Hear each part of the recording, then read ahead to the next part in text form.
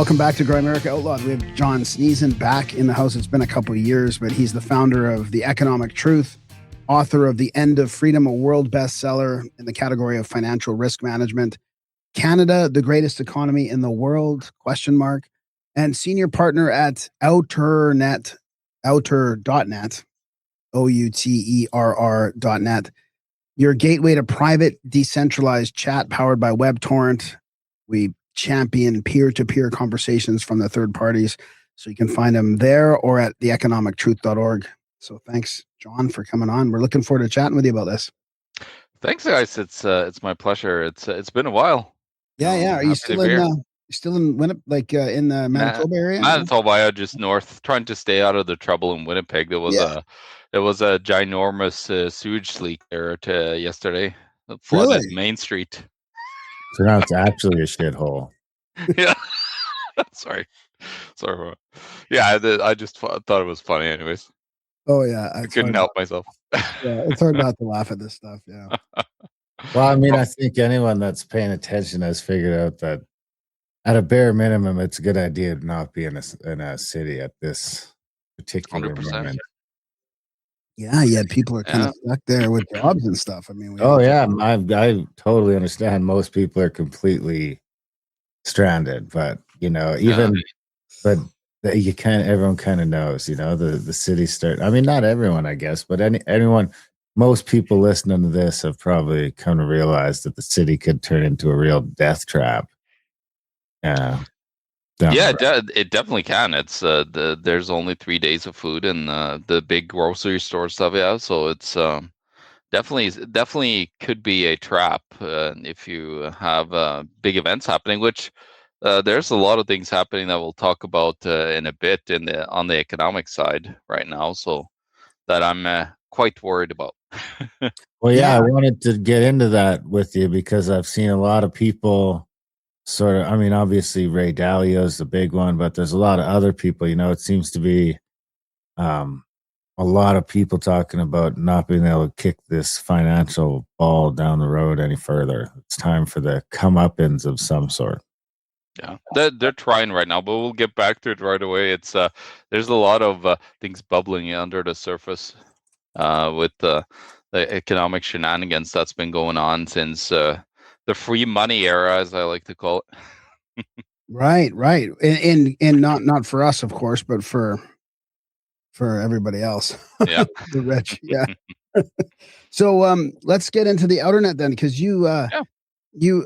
I've seen you sort of around Union of the Wanted sort of advertising it. I remember it's been a while now since you first got involved, and it looks like you've taken on more responsibility there. Do you want to start talking about that? Yeah, for sure. It's actually quite exciting. I'm super excited about it. We're just actually launching right now our project, so we have available for a few founders that have joined us.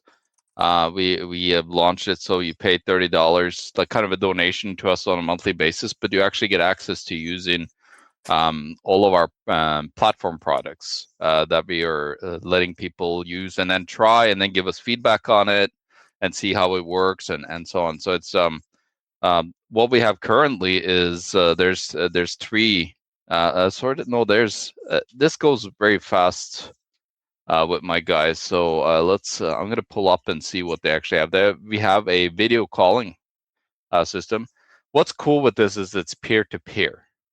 So it basically is hosted on your browser and my browser. But we've created our own routing system. So instead of your router at home, I rather have a little mini computer that is set up to route the traffic.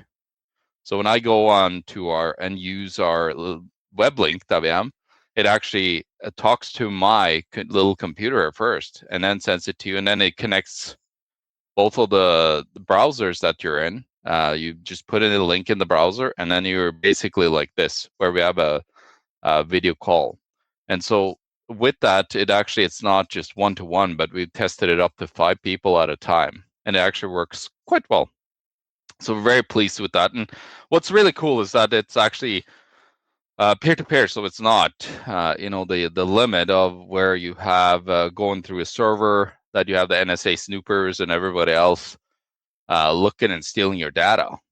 And so what we found when we really started to use it, the quality was quite immaculate.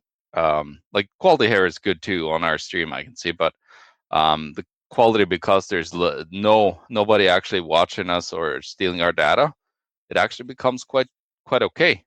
So we have that. That's super cool. And then we have a file sharing thing, so you could actually share files instead of having the Google products or the Dropbox. You could just go into the same thing. You open a link, both of you, and then you can drop files up to several gigabytes there and share in between each other without anybody having access to that. Because that's the biggest thing today is the big platforms and the big tech companies. They have all the control over your data. And so we're just taking that back by saying, like, screw you guys, we're just going to talk to each other instead. We don't need you necessarily. So that's what we've done there, where we actually give people direct peer-to-peer communication back, instead of having the big tech companies taking all that data and looping it through and then stealing all the information. So is this outside the internet then? So it's literally it works with the internet as of current. But what if the internet went down? Would that still go, or? Well, you could have it locally, and we're actually working on meshing this stuff, like actually adding that aspect to it, because of course we know that we want to go to the outside of the ISPs. We want to completely avoid them. But we know that that's a $2 to $5 million minimum down the road. The hardware to actually, right? To actually have it built properly and have it communicate. Now, what we've done though is that we're going to build within the internet to then knowing that we're building out of it. Perfect. So all that, it's 100% that we understand every single point that they could come and attack us. Now, my background is telecommunications. So I've worked installing the ISPs, in both Norway and in Canada. So I'm very familiar with their shenanigans and what, they easily can control it. In Canada, they're trying to pass a law where basically they could be like, government doesn't like you, ISP, shut them off. So they could shut your internet down. And then you need that type of technology. So we definitely have thought 110% about how to circumvent them. And we have done some minor tests, so we know that it's possible to do it. It probably work super good in the cities. We're talking about the cities. So it's like a network that people could build there. But also we're working on having satellite uplinks and doing. I was going to ask, satellite seems to be the way to go. Yeah, because you need to actually send your signal further and to others, and you just have a massive limit on both in-ground copper or fiber, and also any radio signal doesn't go that far. So you can talk to people probably 5 to 10 kilometers away, but for the long, if I want to talk to my buddies in England or down in Nashville where we have one of our developers, well, kind of need something to get that long haul tech. So definitely been in the talks. We actually talked to a factory in Poland, all places, that is super excited about this, because they also do some other mesh technology like LoRa and others. I don't know if people have heard about this, but it's definitely something that's bubbling under the surface a lot right now, because not only is there a problem with the ISPs having too much power and all these protocol, all these control centers Facebook, X, and all these other ones having control over our data. But there's a lot of outages as of late because of everything is computed off your computer. And we're trying to bring it back again. Because we used to have the terminal computers. I don't know if you guys ever seen those. Where you sat on your little screen and you had the keyboard in front of you, and that was how you communicated with the server in your office. Then we went to the personal computer, which I have several of in my location. You guys have them, where we actually stored everything on our computer. But then these sleazy guys, the Androids, the the Apples, the Microsoft, they just, if you don't pay attention, you're saving everything in their cloud on a data center.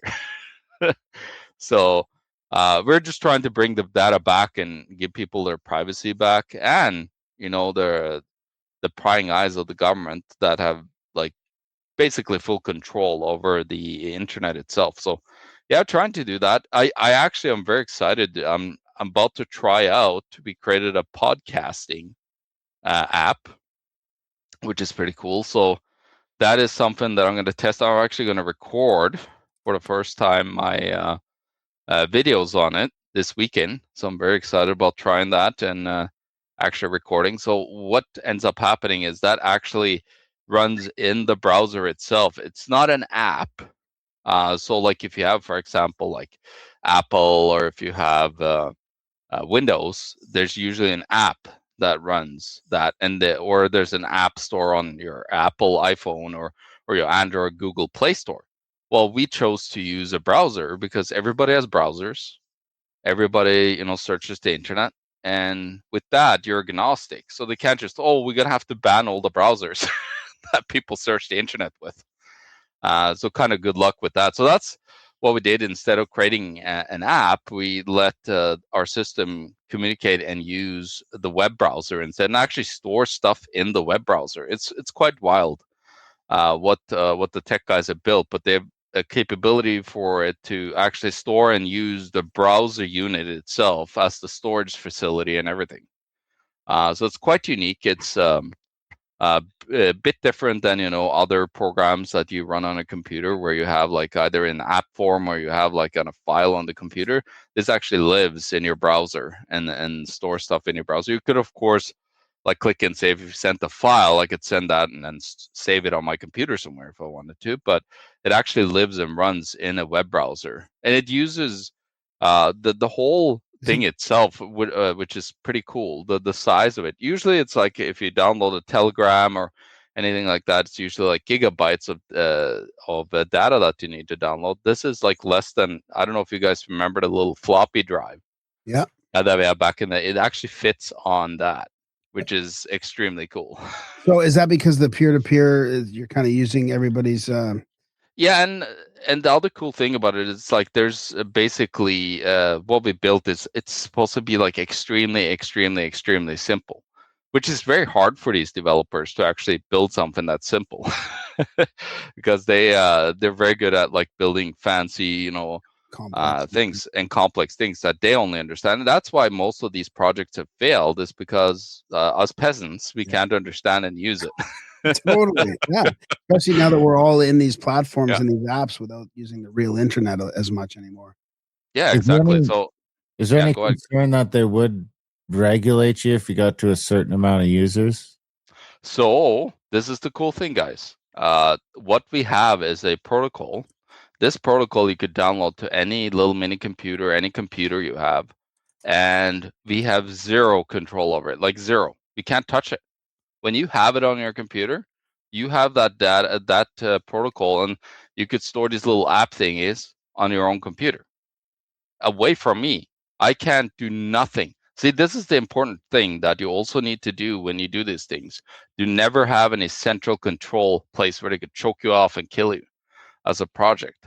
So we're like almost like, it's not like a blockchain, but it's similar to that concept, where we just give you want millions of people having this code and protocol on their little computers, and then they actually could either choose to have it and control it themselves, or they could choose to connect and then make a better processing power even. So like the big clouds like Amazon and Microsoft has something called Azure. You got Apple iCloud. They have data centers. What we're doing is we actually, if you want to, you could join the world data center. But what's cool with our data center is nobody has control over anyone's data. It's all encrypted.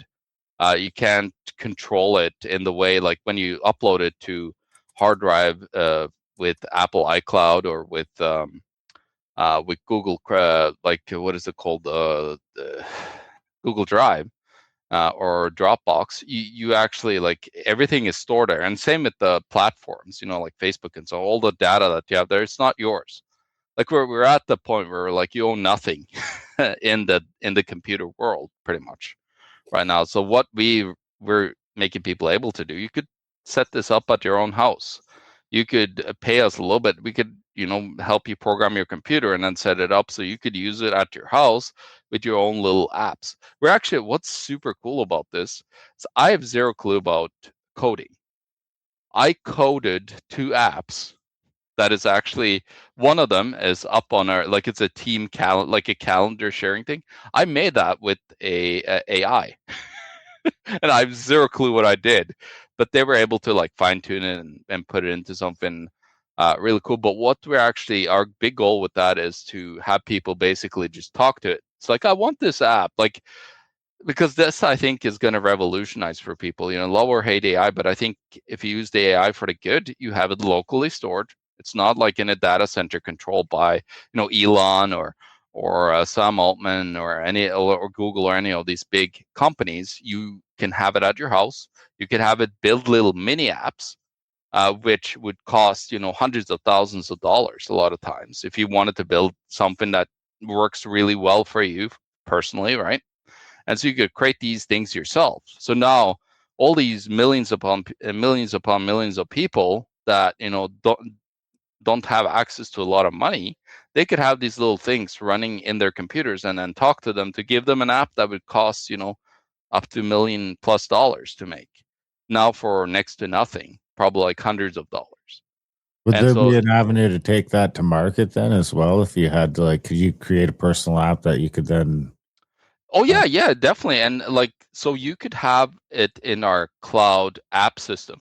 The thing is, though, we don't have a centralized app store. That cannot happen. But you could have a decentralized solution where it was like, oh, this user, and this user have certain apps. It's you guys familiar with BitTorrent at all? So it kind of works like that, where so like everybody has their own like little apps, and you could download these apps if they chose to connect to the cloud, to the decentralized cloud system. They could have these apps, and you could download from 3 people, let's say, and you could choose to put a paywall in front of it or whatever you want, right? But instead of the platforms taking 30-40% for that app, well, now you could take all the profit. We have no access of that. We're looking at like creating a little bit of a monetary thing where you could be able to purchase more processing power from the network. So you could actually set up a computer in your house and then sell the computing power in that little box. Or if you want to buy like a huge like solid computer and then sell processing power, you also could do that in the very near future. So we're thinking about this as building a whole new internet, like an internet that is built the way it was supposed to be, where it's decentralized and it actually it connects all over the place, instead of having now we having maybe like 24 players that owns everything. Yeah. So when Darren asked you about regulation, were you saying that then because it's so decentralized that it kind of bypasses the need for regulations? Because like because people have these protocols, but they're not connected to you really. No, and of course you can try to like stop them. There's a few ways they could stop it. They could shut off the internet. That's definitely a way right now, but we're working on that, right? The second way they could stop it is they can't, because like there's already like a dozen out there. So they would have to find every single one wherever they are. I'm not going to tell you, like, one is in my house, so come here, bud. Yeah. It's already spread up. But when we get like hundreds of people to millions of people running it, like it's like the blockchain. If one guy has a copy and everything goes down, you could still like start up the internet again, with that one copy. And so when you create a decentralized system that is not owned by us at all, like we are not the central entity in control over it.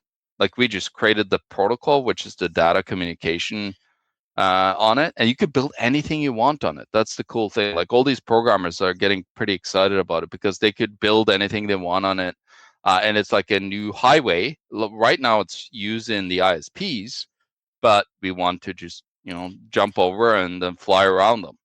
What would the solution be for people like you and me that are rural? You said you're running it now. So Do you have to be like piped in somehow? I'm Like, on ISP. Yeah. So like right now it's just using a domain. And the domain is connected to the you're kind of like set up like your own server type thing. yeah, a little bit like it's a minute, like tiny little computer. Actually, let's see if I could show it to you guys here quickly. Like it's just sitting right here, this little thing in here, like a mini computer, and that runs like all of these apps on there. Like this is the apps, for example. This is how it looks. So we got the let's see if we can go into one here. Like this is how the calling looks. So like I just allow it here. I don't, can I use my, oh yeah, I could use my other camera. So like you can see here, I'm on my other camera. Now there's a link up here. I send that and then you open that link and then it uses peer-to-peer, like kind of like BitTorrent to connect the two. And then you're actually like just connected in almost like a tunnel where there's just you and that person without a server, which is really cool. But yeah, so then the computing power would be kind of when you're like downloading from BitTorrent and you're downloading it from 15 different people at once to speed up the download. Yeah, because that's the cloud, the decentralized cloud system that we are building, is that you can contribute to that. It's like the cloud, like an AWS cloud or whatever cloud they have today, which is a computers and servers in data center. But what we're doing is like everybody's a data center now. It's like the old CSETI at home. I don't remember if, or I don't know if you remember that. Do you remember that back in the No, I don't. 90s? There was, remember when they were looking for radio signals from the planet? So they decided that everybody, you could download this like CSET, was it CSETI? SETI at home. It was called SETI at home. Search for extraterrestrial intelligence at home. So everybody had their, and it would do this little beep, beep, beep, beep, beep, and you'd be, your computer would be taking part in this network of people searching for radio signals. Similar. Yeah. For sure. Yeah. I mean, I like the I can see definitely how this is great within the existing internet for sure. But how do you? I'm interested in how you make the jump to offline, especially because I can see how that can work in the cities where you've got, or if you've got a phone line or a fiber optic line, or you've got some sort of line connected for it to route through. But is there like an avenue for people like you and I that are out in the middle of nowhere? Like I use right now Starlink, but I mean, he has to jump through all the same hoops. So it's like if Canada bans Twitter, he's going to have to theoretically not show his own social media company on his internet service in Canada because he's subject to their FC, the CRTC regulation. Definitely. It's definitely hard to do that right now. But what we want is like we want to create a box that you can get that has the wireless signals that it could interconnect to. Also, we want like a satellite uplink. It's actually totally feasible to get it. It could connect to, we would have to set it to connect to any satellite provider, but we really want to work with someone that is able to provide rogue satellites. Cost a bit of money. You're looking at 5 to 10 million US dollars to find someone. But if this takes off and people start using it, who knows where it could take you with like actually having some rogue satellite uplinks. You could use today what's called the LoRa network. That's an uplink strategy. But it doesn't have very good bandwidth, so we couldn't do like the video communication. But you could communicate. You could do basic communication. You could do basic texting and stuff. Yeah. You could have it work in a very slow manner. So there's definitely those options are out there, and we looked at all of them. What about piggybacking on Starlink until Elon? Well, that's what I'm wondering. If you do peer to peer, do you get outside of the CRTC regulations? Like, say, just for example, if Starlink wasn't an internet company, but was just like all Elon satellites are up there just for your project, so that I can have this dish now. This dish is just a bigger version of that box on your computer that connects to the satellite. So as long as it stays as a direct communication thing, or even in that peer-to-peer mode, can you remain outside of CRTC? They can't legislate anything on us. Like what we're using ports and a router. That's how we communicate like our signals through, right? And they would have to ban ports. Well, they could ban the ports that we're using. They could ban 80, which means that they have to ban basically YouTube, which is video streaming, right? Like they could ban ports, but how are they going to be able to stop you from using that like in a rogue manner like we are? We don't care about like CRTC legislation. I use this to communicate with my brother in Norway, my other tech developer in Liverpool in England, and friends in South America and in the US. And why would we even care about that legislation? Like they could try to legislate all they want, but basically we could just jump around and choose other ports. But if they want to like really stop us, yeah, they could stop us. As I said, they could ban the internet itself from being like from us being able to use it.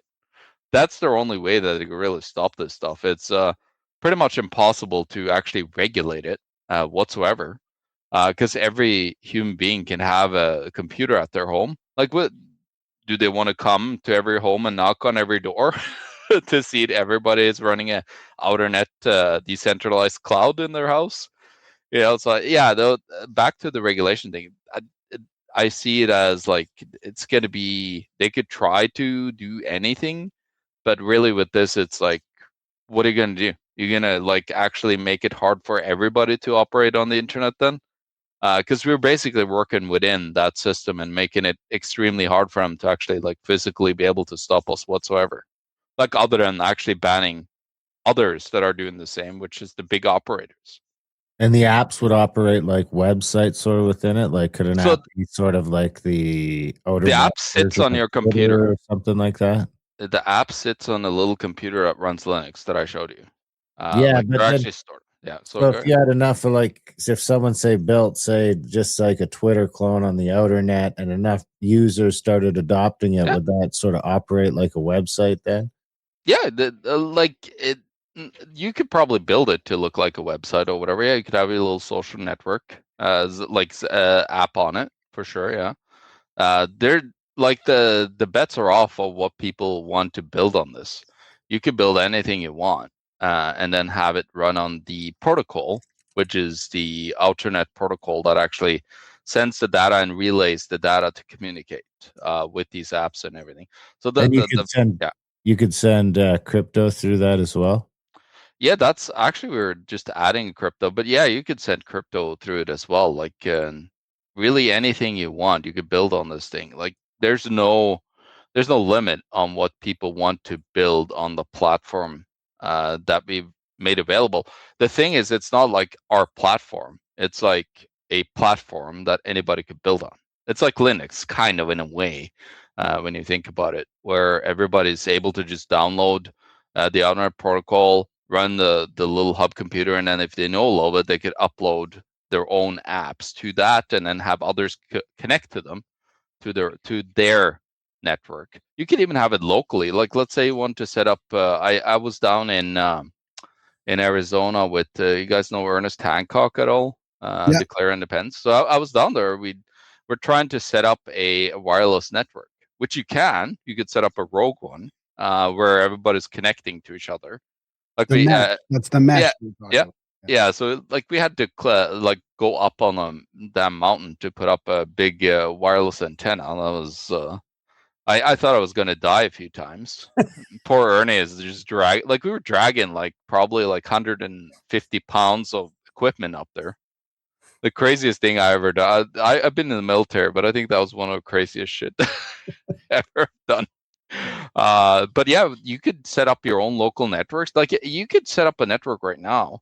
Like if you were close enough, like rurally to each other, you could set up a network right now, and kind of build it like just locally It's the between you constraint guys. right now. It's the constraint of the radio signals or the five or the Wi-Fi, right?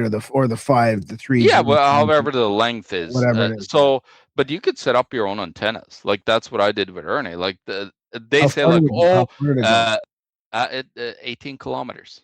So if you could access, so like for example, it'd be something that like, I mean, one of these big companies could easily pull off, like if they sort of wanted to, like an Apple or an Android or someone that's got one of these little antennas in everyone's pocket Oh, yeah, already. You yeah. can just make a background internet that these things are just pinging Yeah. through each other constantly. And Apple already has their, like that's how they track their text messaging. Apple the tags. work. AirTags, yeah. So the technology is in the phone, so you could probably utilize some of that somewhat already if we It'd be wanted. interesting if you could like hijack their network, because they've got something in this fucking thing that's making them talk to each other already. So if you could somehow get into that and take that over. The thing is, Apple's probably taking all that right now too into some centralized something or other. Yeah, they want the centralized control, but the reason why we wanted to have it on a browser was so you could run it from anything. Like there's a browser, there's the Safari browser on Apple. You could run it from a Brave browser that's more private. Or you could run it from Firefox, from Google Chrome, or Microsoft Edge. Any type of browser or whatever other browsers out there. I don't know all of them, but you could just run it. We can create our own little browser too if we want to, and our own operating system, and then we could go completely off. Like if we really wanted to, but we want them to be like interoperable. We don't want like a legacy system where you have to download our stuff, onto our computer, so we have control. And now there could be a gun on our head pretty quickly, right? That could stop that. So you need to go like kind of guerrilla warfare on the big tech platforms and ISPs in the governments in order to like actually be able to send and have true communication and free speech these days, because they're really like putting down they're kind of putting more and more of a stranglehold, like here in Canada, how they're trying to, pass that they shut you off, like, because you can, like the ISP, the only thing you have that you have a cable on the ground, and you have a little card, like a network card that sits at a central communication point. That's you, and they could just pull that card. That's your access. That's your access. Yeah. But you and other people. Right? Sorry, go ahead. Does that include if you're on Starlink? Well, they could just stop your signal on Starlink too, right? Like if Elon went rogue. But that card, would that card affect your Starlink? Yeah, like if no, not at all, not at all. Like if Elon went rogue, like if they tell Elon he can't do Twitter in Canada and he says not doing it. Yeah, no, he could say screw. Like, look at the fight he's just started to have now from was it yesterday with the EU, right? Where they're trying to tell him to please oblige to our our regulations, right? Like that's how they try to control things. Regulation is how how big corporations impede competition and try to control you. It's through regulation. So they could try to regulate all they want, but if Elon really went rogue, he could just send his Starlink rogue signals down to you. He could clandestinely cross the border. He's going to like add in a built-in VPN feature that's going to allow you to sort of circumvent. Yeah, and like with Elon, like you just have this computer running on the Starlink. Like it doesn't matter what internet connection it has; it will run on anything that you have. Like as long as you have a browser and an internet connection, you could use the Outerrnet network and set up your own little thing at home, or you could just like join the network through another one somewhere else that is a buddy of yours, or someone else that you just borrow the signal from. But you could use the network. This is like a decentralized mesh of think about it like a global cloud that starts talking to each other, but it's not one that could control everything. It's like everybody's a part of it, but there's no control to it, because you could easily just like unplug yourself from that, and then you're all by yourself in your own house, like running whatever you want as well. That's the power that try to unplug, or try to put like your iPhone on like flight mode, or try to unplug your ISP and see how many things you can use in your own home. So that's a kind of the feature that we want, is like we want you to be able to use this stuff offline, but we also want you to, if you want to, you could join a cloud network and then have so much more power. Like we could have the biggest cloud in the world. What is even cooler about this is that we can force AWS, we could force Apple, we could force OpenAI to join our network, but give up all their control of their data. They could get paid for providing the processing power to the network, but they wouldn't be able to control the data anymore. So it's quite powerful, actually, like the way we're setting this up, where we're basically, anybody could be allowed to join the network, but you don't control anything. Yeah, exactly. So what about, how many satellites have you guys done the calculation of like how many satellites you would need out of, like, let's say with that Polish company, or with like the, Like to actually have like satellites, you need like effective communication in a large area, kind of. Oh, you probably need like at least like 14 satellites. I think, like, I forgot what the GPS is. Yeah. You can even have one, but it would take like That forever would for it take to a long spin time, all the yeah. way and cover all of Earth. Like, it takes a while, right?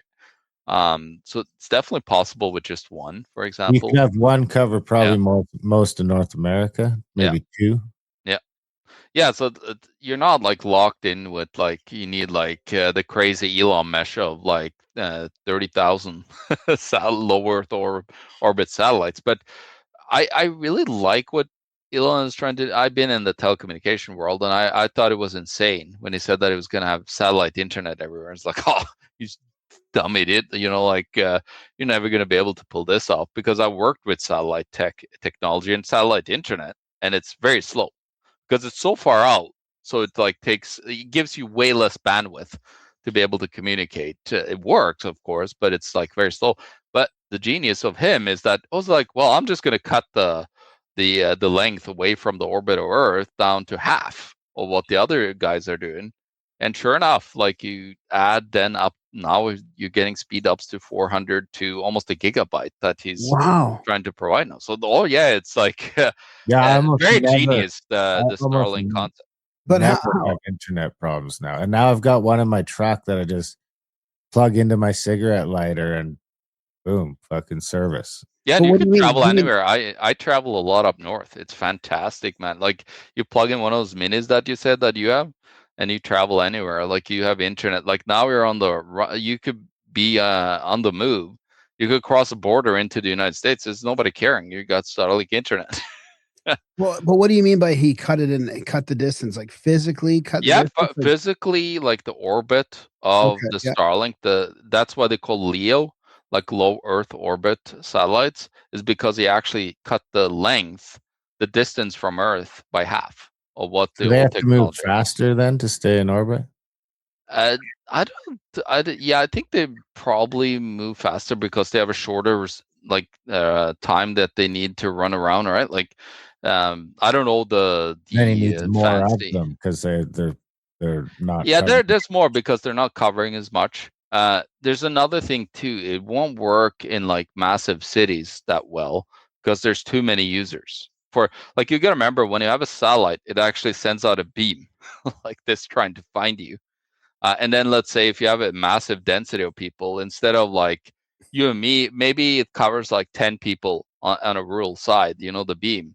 But if it goes in a city, that's like, now you're looking at maybe 1,000 people. So it becomes a bandwidth issue that it's not able to provide the same speed if it goes. But it definitely can. Like, they're working now with several cell providers like Verizon. Rogers here in Canada is providing satellite texting. I have satellite texting. That's from Starlink, right? So I think like the next step that will come is like 6G internet, where you just basically remove all the land-based ISPs, and then everybody's just getting it from above. It's actually better. Like, it sounds like super evil, and a lot of people are very scared of it. But it's actually better for you when it comes to radiation-wise, because like the radiation that you get from that far out versus if you have a cell tower like just a few kilometers away, it's quite the difference. Well, and at least your signals are going straight up then, instead of fucking sideways through your head, through your house, through your. Yeah, like it's probably, I'd say it's better. Did you hear Trump's comment about using 6G to look into houses and inside people? Well, he knows about how wireless can be used to actually, like, if you set an algorithm and you have like this your local Wi-Fi router bouncing signals around, they could build your house. Like Like Batman. you Like guys ever Batman. said like lidar, on the Yeah. phone, It's like yeah, Dark like that. Knight, right? It's kind of like that thing in the Dark Knight where Morgan Freeman freaks out because he's like using everyone's cell phone to like see. He can Oh, see kind inside of, the yeah. room with the cell signals somehow. Yeah, because what it does, it just bounces signals around, and then there's an AI actually looking at where the signals are coming, and then it's actually building a structure, a three-dimensional structure based upon the bounce. Because these cellulars, like any frequency, bounces around, and so what it does, it just like takes the signal strength of that bounce of that signal, and then it kind of like just creates its own like thing based upon like how big the signal strength is when it sends it certain ways, and like it definitely can build like a your home and know what's in there. And Like if where there's, you are in it. yeah. Oh yeah, very much like it. Like you could do that if you have. Well, they have the capability. We know that, and so it's just amount of like not as long. But if you had the Outerrnet itself, where there's no central server, where you had the router itself has like a backbone to the NSA or to whatever spy authority, that you have. And so what if you have like a little mini computer that we managed to build at one point? Because we managed to build, because like whatever chips are in there, like there's going to be some kind of sinister way that they're going to try to do it when we're part of the internet. But if we go around it, it's going to be way harder to control. Like decentralized structures, just in general, is super hard to control with a central authority.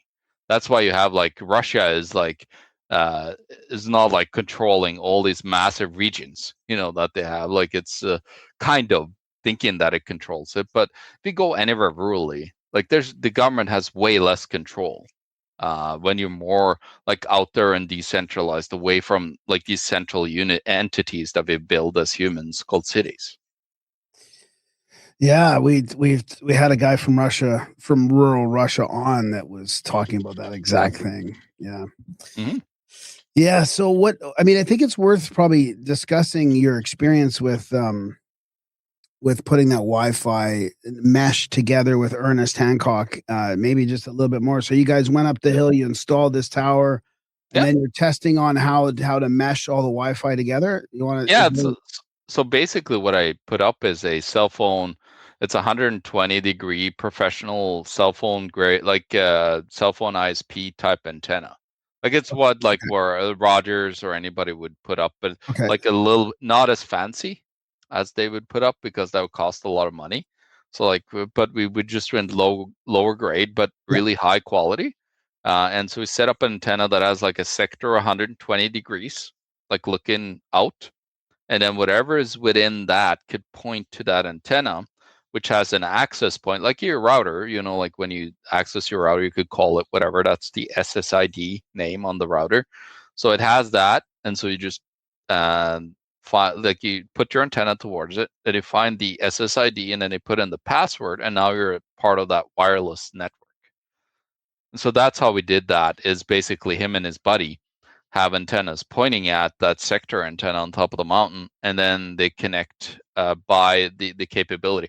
We didn't have it working too properly because it's super long distance, and of course none of the guys had very good place to like put the antenna up to, so it's like wobbly and stuff. But I actually did have it work, because I have like a local little router thingy that makes the whole network work locally. This is without any control of any entity. This is our own local network. So it's like a little router thing that sits there and then gives out IP addresses, because whenever a device connected, it needs an address to be able to use the network and then communicate with other devices. And that's the TCP layer. So that's another protocol. Like we built a protocol called the Outerrnet protocol that sits on top of the TCP IP protocol, which is the basic layer of most communication on the internet. It has that IP address. That's how they find you. Like on the global internet, is if I do put in your you could search up your private IP. I could put it in, and then I could potentially log into your router from that IP address. So how do people, if they want to be part of this early access, it's almost like early access kind of thing? How would they go to outernet.net? How Outer.net. Just go there and sign up, and then I send out an email contacting you, asking you what do you want out of it, because we chose a different route than most other tech companies that be like, you need this, like the Steve Jobs type of thing. You're like, oh, I know better than all of you dirty peasants. This is what you need. So I'm going to give it to you. So we just asking people, it's like, hey, what do you guys want? And so we're trying to build the opposite way of these tech companies by getting proper feedback from the people that will be the users, and then them telling us what to do instead of having that control. So yeah, you can just sign up there, and then we're getting ready to actually launch it to the public so people can use it. But we also want to build these little hubs. So if anybody wants them in their homes, they could contact us, and then we could actually build these things for them as well. Not on a ginormous scale, unfortunately, but we would love to build them as well, and then give them to people, and then they could use them at their house if they're semi tech. You don't need to be super tech here. Like, you go to a web link, click on a link that says call someone, and then you have a link, it populates a link in your browser. You share that with someone, just like you have the link that you guys shared with me to log into your OBS here. Yeah. And then both of them log into it, and it makes it's looking for you guys to communicate, and then you're connected, and that's it. So cool. Yeah. I like it. It's very cool. It's I just love that it's decentralized, that there's no server controlling it other than your device at your house that it communicates through. So now I store my data here instead of storing my data with big tech, which is quite a exciting achievement in my view. I really love that. Usually you had to go through so many hoops to even have a chance to do something like that. Even Signal or Telegram has they have servers that they need to use. Element is another one that we've been using as a team, and they have a servers and so on that is in centralized control. So by doing this, we're allowing people to build the network itself as well, on top of having the user. So you could be a user just using the network from others, or you could actually be the guy providing portions of it if you want to as well. It's kind of cool. That is cool. Well done. So now we should move on to the financial collapse of. This is my favorite topic, guys. Favorite part, because it's gotta be. I mean, I was eager to talk to you just for kind of that, because I mean, I don't really know. There's not a lot of guys doing it in Canada, kind of on your level, like there is in the States. But all the States guys, even down to guys like John C. Dvorak and guys like that, and sort of in passing that it's not sort of their day job to do it, or it's, I don't see how we're pulling out of this economic crisis. Canada specifically? Well, it seems to be like it's going to be worldwide, is what it would seem like. It actually is, guys. Yeah, it definitely is. It's 100% worldwide. You got to remember the banking system itself is a global thing. Banks create money. Just to simplify it for people, is when you use Canadian dollars, the bank has created that money through some kind of a loan to someone. That's how money gets created. The money does not get created by the government borrowing money, because they have to go to a bank and borrow the money, and that's how it gets created in magical way. They have no reserves. There's no your deposit is not a reserve for the bank.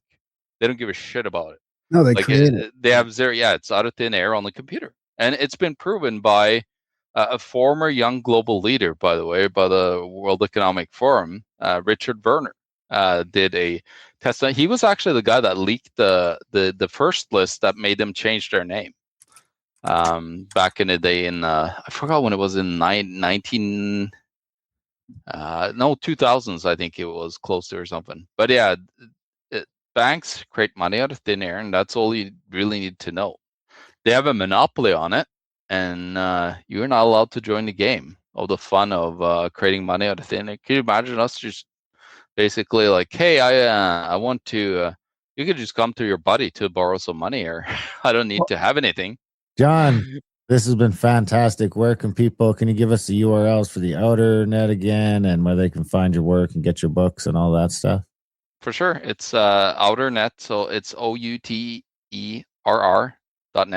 The reason why it's 2 R's is Outerrnet was it's a project that was before, and I like Outerrnet, like you gotta be pirate. And so we did change that to Outerrnet. And then theeconomictruth.org. That's it. That's very simple. That's where you find everything about me, really. If you want to look up Outerrnet, go to theeconomictruth.org as well. So you Awesome, find everything there. This has been great, man. It's very inspiring. Thank you for doing what you're doing. Yeah, got to do your best. Like I come to the point where I'm like, enough talking, John. You got to try to have some action going too. So, trying to just find projects that I could do to help humanity, and get us to a better place, and have fun doing it. Like it can get quite depressing talking about certain things. So I do try to have as much fun as you can, even though it's depressing. Like try to look positive on the world ahead of us, and not get bogged down in the depressive state of the centralization control grid that's trying to strangle us to death. So 100%. That's always be positive, guys. Absolutely. I agree totally. Thanks, buddy. Yeah, thanks, John. Have a good weekend, and if we don't talk to you, Merry Christmas. Yeah, Merry Christmas, guys. Have a good one. Great talking to you. Enjoyed it. And that's the end of the free version of the show, Grimerica Out Loud. We hope you guys enjoyed it.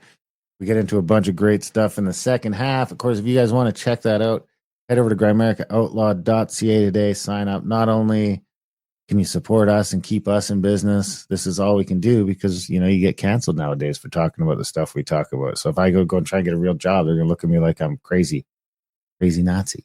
So we're pigeonholing ourselves. We're unhireable. So check out GrimericaOutlaw.ca. $6 a month. Sign up today. Not only does it support us and keep us on the air, it also gets you an extension to this show. You get an extra 45 minutes or a half hour, however long this was. You get just as much. You get twice as much show for your buck. So sign up over there and do that. And that's how you support us. That's the best way to keep us in business. And you get all that extra content and the whole extra show. We do a whole extra show a week for us supporters, doing a roundup. So check that out. And of course, Grimerica.ca for our other podcast. Over 700 episodes over there. Contact at thecabin.com for trips and events. Adultbrain.ca for audiobooks and ebooks and print books and publishing books. Any of that stuff, all the above. And GrimericaCBD.com for all the other good stuff. And A-List. Oh, that's right. And A-List.ca for Canadian content, and Grimerica.ca/rooms if that's what floats your boat. Of course, you can email us, Graham@Grimerica.com as well. But main thing is to sign up for Plus and support us. So GrimericaOutlaw.ca, sign up today. Other than that, we love you guys. Thanks for listening, and we will see you next week. Who's gonna kill this sacred cow? You were never political anyhow. Since when did you start trusting in the government? Since when was it okay to ridicule and shame your neighbor? Your opinions have become as fickle as artificial flavors. What matters most to you? What the TV host told you to do? Or a moral compass that points true north, oh true? Who's gonna kill this sacred cow? You were never religious anyhow. Since when did you kiss the ring on the hand of the Pope? Since when do we need pharmaceuticals to cope? Your soul has become, ever-loving soul has become as brittle as communion wafers. What matters most to you? What the Holy Ghost told you to do? Or a moral compass that points true north, oh true? I'm gonna kill this sacred cow. Bureaucrats think I'm non-essential anyhow. Since when has our culture become so lowbrow? it's all touchscreens, and nobody has any know-how. Your idea of fun is taking 1,001 photos of your duck face. Matters most to you what the celebrities post told you was cool, or a moral compass that points true north. Oh, true. I'm gonna kill this sacred cow. I'm gonna kill your sacred cow. I'm gonna kill your sacred cow. I'm gonna kill your sacred cow. I'm gonna kill your sacred cow. I'm gonna kill your sacred cow. I'm gonna kill your sacred cow. I'm gonna